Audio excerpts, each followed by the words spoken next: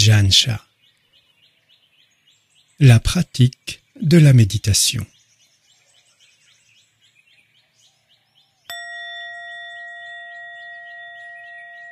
J'aimerais que nous parlions de votre pratique de la méditation. Vous pratiquez tous depuis assez longtemps, mais êtes-vous sûr de ce que vous faites? De nos jours, il y a toutes sortes d'enseignants de méditation partout, et je crains que cela ne crée des doutes quant à la façon dont il faut procéder. En fait, il n'y a rien de plus grand et de plus beau que les enseignements du Bouddha sur la concentration et la méditation de la vision pénétrante que vous pratiquez. Si vous en avez une claire compréhension, ils apporteront une paix inébranlable à votre cœur. La méditation qui permet d'apaiser l'esprit s'appelle samadhi, la concentration. L'esprit est extrêmement versatile et peu fiable. L'avez-vous remarqué? Certains jours, on s'assoit pour méditer et en quelques secondes l'esprit est parfaitement calme. D'autres jours, on s'assoit et on aura beau faire, le calme ne vient pas. L'esprit essaye constamment de s'échapper. Parfois tout va bien, et parfois c'est terrible. L'esprit déploie toutes ses facettes pour que nous le connaissions. Vous devez comprendre que les 8 facteurs du noble octuple sentier se rejoignent en sila, la vertu ou comportement éthique, samadhi et panya, la sagesse. Ne les cherchez nulle part ailleurs. Autrement dit, pour que votre pratique aboutisse, il faut que dans votre esprit il y ait moralité, attention focalisée et sagesse. Ainsi, quand vous pratiquez la méditation, vous créez les causes qui vont vous ouvrir la voie de manière très directe. En général, on vous dit de fermer les yeux en méditation assise pour ne pas être attiré par les objets qui vous entourent. Avec les yeux fermés, l'attention se tourne tout naturellement vers l'intérieur, vers l'esprit, qui est la source de toutes sortes de connaissances. Une fois assis, les yeux non occupés par les objets extérieurs, posez votre attention sur la respiration. Faites en sorte que la conscience de la respiration soit plus importante que tout le reste. En restant posé là, vous en viendrez à connaître l'endroit qui est le point de focalisation de l'attention. Quand les différents facteurs du sentier fonctionneront ensemble, vous serez à même de voir votre souffle, vos ressentis, votre esprit et tous les objets mentaux tels qu'ils sont vraiment dans l'instant présent. Pour finir, vous connaîtrez le point qui est à la fois l'endroit où l'attention se focalise en samadhi et où tous les facteurs du sentier se rejoignent. Quand vous développez samadhi, fixez votre attention sur la respiration et imaginez que vous êtes assis seul, qu'il n'y a rien ni personne autour de vous qui vous dérange. Renforcez cette perception en la maintenant jusqu'à ce que l'esprit lâche complètement la conscience du monde extérieur. Il ne reste que la conscience de l'air qui entre et qui sort. L'esprit doit mettre de côté le monde extérieur. Ne vous autorisez pas à penser aux personnes qui vous entourent. Ne laissez à aucune pensée l'occasion de venir agiter votre esprit. Mieux vaut les renvoyer et en finir avec elles. Développez la perception qu'il n'y a personne d'autre ici, que vous êtes assis seul, jusqu'à ce que toutes les pensées et tous les souvenirs attachés à des personnes ou à des situations s'apaisent et ne vous intéressent plus du tout. Vous pouvez alors fixer votre attention uniquement sur l'air qui entre et qui sort. Respirez normalement. Laissez les inspirations et les expirations se faire tout naturellement, sans forcer pour les rendre plus longues ou plus courtes, plus profondes ou plus légères que la normale. Laissez le souffle se faire tranquillement, sans heurts, et observez-le tandis qu'il pénètre dans le corps et qu'il le quitte. Une fois que l'esprit aura lâché les phénomènes extérieurs, vous ne serez plus gêné par le bruit des voitures ni par quoi que ce soit. Rien de ce qui vient du dehors ne pourra vous irriter. Qu'il s'agisse d'objets visuels ou de sons, ils ne seront pas source de perturbation parce que votre esprit, concentré sur la respiration, ne leur accordera aucune attention. Si l'esprit est agité par toutes sortes de choses et que vous ne pouvez pas vous concentrer, essayez de prendre une inspiration très profonde, puis relâchez l'air jusqu'à vider entièrement les poumons. Faites cela plusieurs fois, puis revenez à la conscience de la respiration naturelle pour continuer à développer la concentration. Une fois l'attention restaurée, l'esprit sera calme pendant un moment, puis il sera distrait à nouveau. Quand cela se produira, prenez une autre respiration profonde et faites sortir tout l'air de vos poumons. Remplissez-les encore au maximum, puis revenez poser votre attention sur la respiration en vous concentrant sur chaque inspiration et chaque expiration. La pratique a tendance à se passer ainsi, de sorte qu'il faut de nombreuses assises et beaucoup d'efforts pour la maîtriser. Ensuite, l'esprit saura se détourner aisément du monde extérieur et rien ne le dérangera. Les phénomènes extérieurs ne pourront pas pénétrer à l'intérieur et le perturber. Et quand ils ne pénétreront pas, vous verrez l'esprit. L'esprit deviendra un objet d'attention, de même que la respiration et les phénomènes mentaux. Ils seront tous présents dans le champ de votre conscience, concentrés au bout de votre nez, là où l'attention est posée sur l'inspiration et sur l'expiration. Vous continuerez à pratiquer ainsi à votre aise. Quand l'esprit s'apaise, la respiration qui, au départ, était assez grossière, devient automatiquement plus légère et plus fine. Le corps lui-même paraît plus léger, tandis que l'esprit se libère de ses fardeaux en lâchant les phénomènes extérieurs. Dès ce moment, votre conscience se détourne du monde extérieur et se dirige vers l'intérieur pour se concentrer sur l'esprit. Une fois l'esprit concentré, maintenez l'attention sur le point où elle s'est focalisée. Vous verrez clairement l'air entrer et sortir. L'attention sera pointue et la conscience des objets mentaux et de l'activité mentale sera plus précise. À ce stade, vous verrez les caractéristiques de Shila, Samadhi et Panya, et la façon dont les trois fusionnent. Une fois réalisée l'unification des facteurs du sentier, votre esprit sera libre de toute turbulence. Il sera focalisé sur un point unique, c'est Samadhi. Lorsque l'on concentre son attention sur une seule chose, dans ce cas la respiration, on gagne en clarté et en conscience du fait de la présence ininterrompue de l'attention. Tandis que vous continuez à observer très clairement la respiration, l'attention devient de plus en plus forte et l'esprit plus sensible de différentes manières. Vous voyez l'esprit se focaliser au centre de la respiration. Le monde extérieur disparaît peu à peu de votre conscience et l'esprit n'est plus du tout engagé dans quoi que ce soit d'extérieur. C'est comme si vous entriez chez vous. Toutes vos facultés sensorielles se sont regroupées pour former un tout unique. Vous êtes parfaitement à votre aise et l'esprit est libre de toute préoccupation extérieure.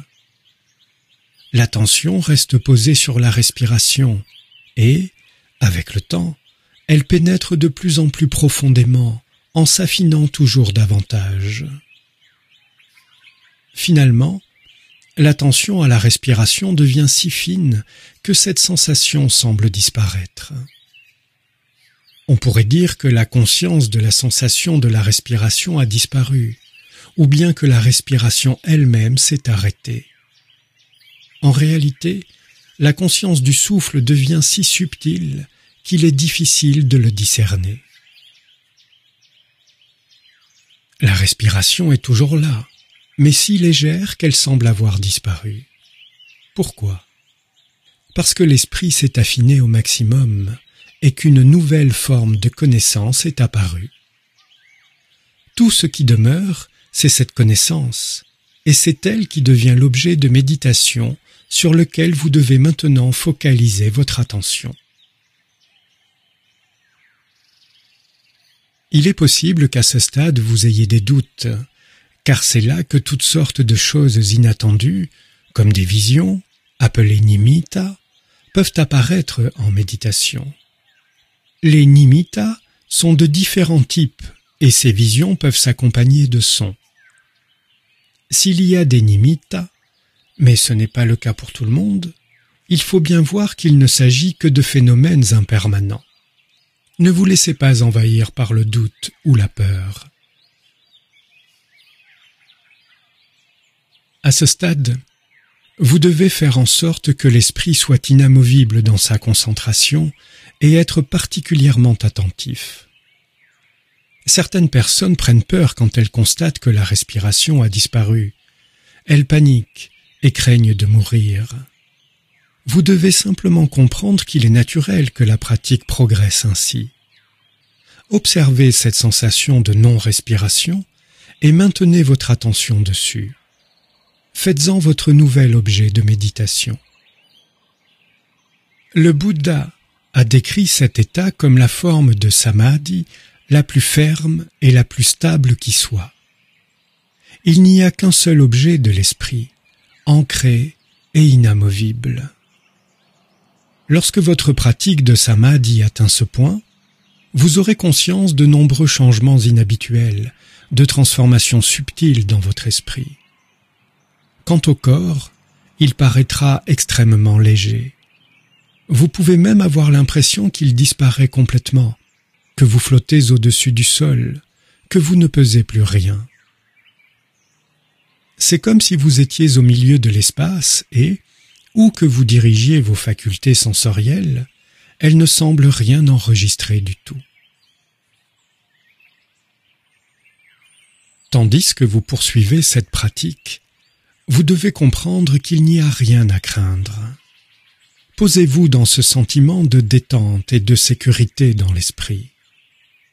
Une fois l'esprit concentré et focalisé, rien ne pourra le pénétrer ni le perturber, et vous pourrez rester assis aussi longtemps que vous le voudrez. Vous pourrez maintenir votre concentration sans ressentir la moindre douleur ni la moindre gêne. Ayant développé samadhi jusqu'à ce niveau, vous êtes capable d'y entrer et d'en sortir à votre gré. Quand vous en sortez, c'est parce que vous le souhaitez, et non parce que vous vous sentez paresseux ou fatigué. Un tel samadhi est détendu et confortable. On y entre et on en sort sans difficulté. Si vous avez un authentique samadhi de ce type, une assise de 30 ou 60 minutes suffira à vous permettre de rester paisible et détendu pendant des jours. Recevoir ainsi les bienfaits de samadhi a un effet purificateur sur l'esprit. Toute expérience devient un objet de contemplation. C'est là que commence vraiment la pratique. C'est le fruit qui se présente tandis que samadhi mûrit. Le rôle de samadhi est d'apaiser l'esprit. Samadhi a son rôle, shila a son rôle, et panya joue encore un autre rôle. Tous ces aspects que vous développez dans votre pratique sont liés. Ils forment un cycle. Une fois l'esprit calmé, il devient de plus en plus modéré et posé du fait de la présence de la sagesse et de la force du samadhi. Quand cela se produit, une énergie apparaît qui a pour effet de purifier le comportement.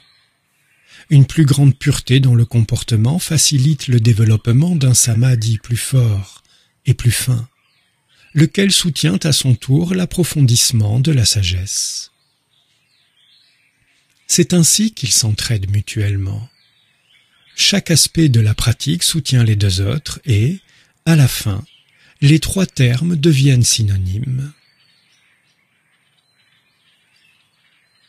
Tandis que ces facteurs mûrissent ensemble, ils forment un cercle complet et donnent naissance à Magga, la voie. Magga est la synthèse de ces trois rôles de la pratique, tandis qu'ils fonctionnent harmonieusement ensemble en continu. Préservez cette énergie. C'est elle qui donnera naissance à Vipassana, la vision profonde spéciale. Quand on atteint ce stade où la sagesse est active dans l'esprit, que celui-ci soit calme ou pas, la sagesse apporte une énergie soutenue à votre pratique. Vous voyez que, chaque fois que l'esprit n'est pas posé, vous ne devez pas vous y attacher. Et quand il est calme et tranquille, vous ne devez pas vous y attacher non plus. Ayant lâché le poids de ce type de soucis, le cœur et l'esprit se sentent beaucoup plus légers. Que les événements soient agréables ou désagréables, vous restez détendu.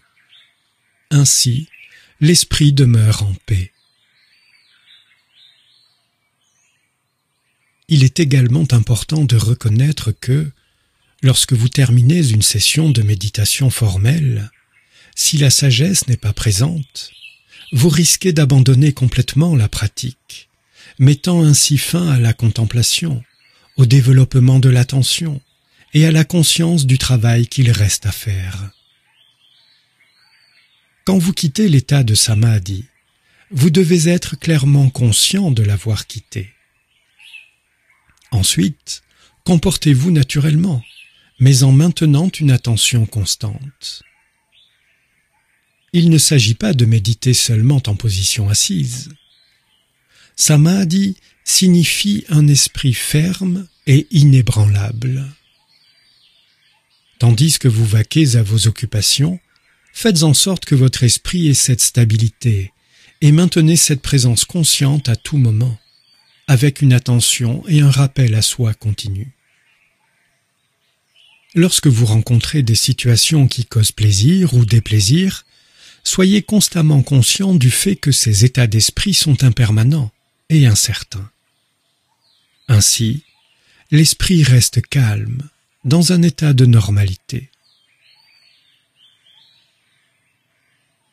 Il y a deux sortes de paix, celle qui vient de samadhi et celle qui vient de panya, la sagesse.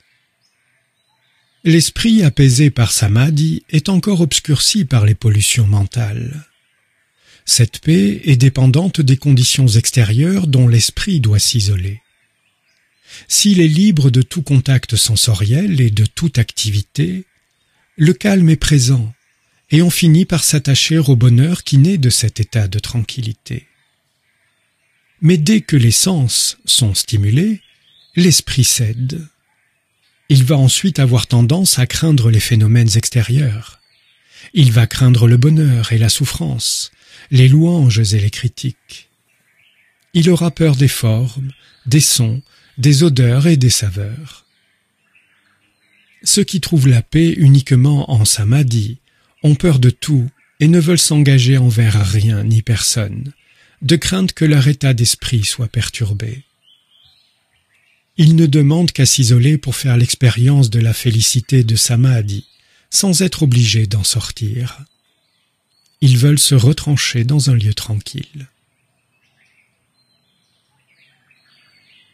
Cette sorte de samadhi implique parfois beaucoup de souffrance. Les gens ont énormément de mal à en sortir et à vivre avec les autres. Ils ne veulent rien voir ni entendre. Rien d'autre ne les intéresse. Ils sont obligés de vivre dans un endroit particulièrement écarté, très silencieux, où personne ne viendra les déranger ou leur parler. Cette forme de paix, à elle seule, ne mène pas au bout du chemin. Si vous atteignez le niveau de calme nécessaire, vous devrez ensuite vous en retirer et utiliser ce calme comme fondement pour la contemplation. Contemplez la paix de la concentration elle-même et utilisez-la pour connecter l'esprit aux différents phénomènes dont il fait l'expérience et y réfléchir. Utilisez le calme de samadhi pour contempler les objets visuels, les sons, les odeurs, les saveurs, les sensations tactiles et les pensées à la lueur des 3 caractéristiques de l'impermanence, la souffrance et l'absence d'un moi personnel. Quand vous aurez suffisamment contemplé ainsi, vous pourrez très bien revenir à samadhi. Vous pouvez y entrer à nouveau en vous asseyant en méditation, puis, lorsque le calme est établi, reprendre la contemplation. Utilisez l'état de calme pour entraîner l'esprit, pour le purifier, mais aussi pour le provoquer. Quand la connaissance s'approfondit, utilisez-la pour combattre les afflictions mentales. Si vous vous contentez d'entrer en samadhi et d'y rester, vous n'obtiendrez aucune vision profonde. Vous apaiserez l'esprit, c'est tout. Par contre, si vous utilisez cet esprit calme pour réfléchir, en commençant par ce que vous vivez à l'extérieur, ce calme pénétrera peu à peu de plus en plus profondément vers l'intérieur, jusqu'à ce que l'esprit ressente la plus grande paix qui soit. La paix qui vient de la sagesse est différente car, lorsque l'esprit sort de l'état de tranquillité, la présence de la sagesse lui ôte toute peur des objets visuels, des sons, des odeurs, des saveurs, des sensations physiques et des pensées.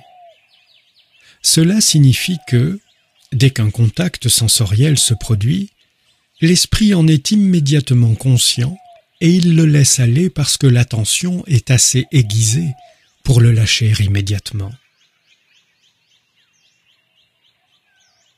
Si on entraîne l'esprit ainsi, il devient considérablement plus fin que lorsqu'on ne pratique que samadhi. L'esprit développe une grande force et n'essaye plus d'éviter quoi que ce soit. Avec une telle énergie, vous n'avez plus peur de rien. Même si dans le passé vous redoutiez toute forme d'expérience, à ce moment-là, vous connaissez la nature réelle des phénomènes et vous n'en avez plus peur.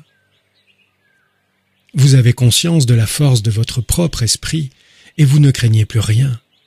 Quand vous voyez une forme, vous la contemplez. Quand vous entendez un son, vous le contemplez. Vous devenez expert dans la contemplation des objets mentaux. Vous êtes établi dans la pratique avec une nouvelle audace qui prévaudra en toutes circonstances. Qu'il s'agisse d'objets visuels, de sons ou de quoi que ce soit, vous en reconnaissez la nature et vous les laissez passer dès qu'ils apparaissent. Vous pouvez tout lâcher instantanément. Vous voyez le bonheur en toute clarté et vous le lâchez. Vous voyez la souffrance en toute clarté et vous la lâchez. Où qu'ils apparaissent, vous les abandonnez aussitôt. Continuez à les lâcher, mettez-les de côté au fur et à mesure. Dès lors, aucun phénomène ne pourra avoir d'emprise sur votre esprit. Tel est le pouvoir de Vipassana. Quand une telle qualité de présence consciente apparaît dans votre esprit, on peut appeler cette pratique Vipassana, la connaissance claire selon la vérité de ce qui est. Il s'agit de la paix à son niveau le plus élevé.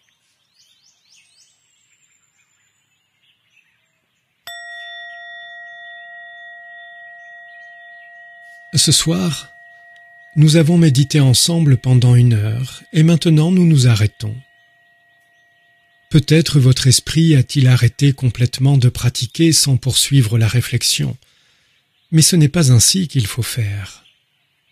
Quand nous arrêtons la méditation, tout ce qui doit s'arrêter, c'est l'assise formelle,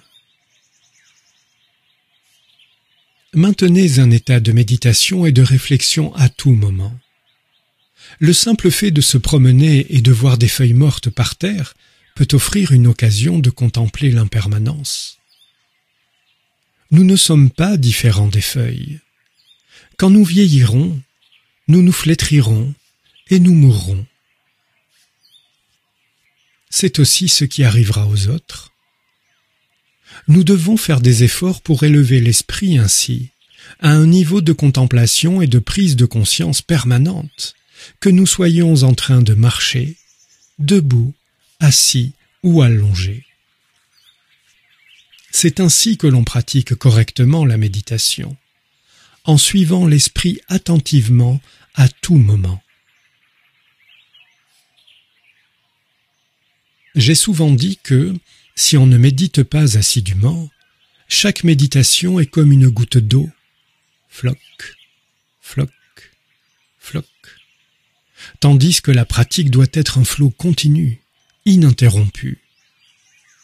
L'attention doit être constamment soutenue. L'important est que l'esprit s'occupe de la pratique et de rien d'autre. Ce n'est pas le corps qui peut s'en charger, c'est l'esprit. Si vous comprenez cela clairement, vous verrez que vous n'êtes pas obligé d'être toujours en méditation formelle pour que l'esprit fasse l'expérience de samadhi. Une fois que vous aurez pris pleinement conscience de cela, vous développerez l'attention à tout moment et dans toutes les postures. Si vous maintenez l'attention comme un flux régulier et constant, c'est comme si les gouttes d'eau se rejoignent pour former un flux harmonieux et continu. L'attention est présente d'instant en instant et, de ce fait, il y aura conscience des objets mentaux à tout moment. Si l'esprit a de la retenue, s'il est posé dans une attention sans faille, vous serez conscient des états d'esprit sains et malsains qui se présenteront. Vous saurez reconnaître l'esprit quand il est calme et quand il est dans la confusion et l'agitation. Où que vous alliez, vous serez en train de pratiquer. Si vous entraînez l'esprit ainsi, votre méditation va mûrir vite et avec succès. Faites attention à bien comprendre les choses. De nos jours, il est fréquent que les gens aillent faire des retraites silencieuses pendant quelques jours où ils n'ont rien d'autre à faire que méditer.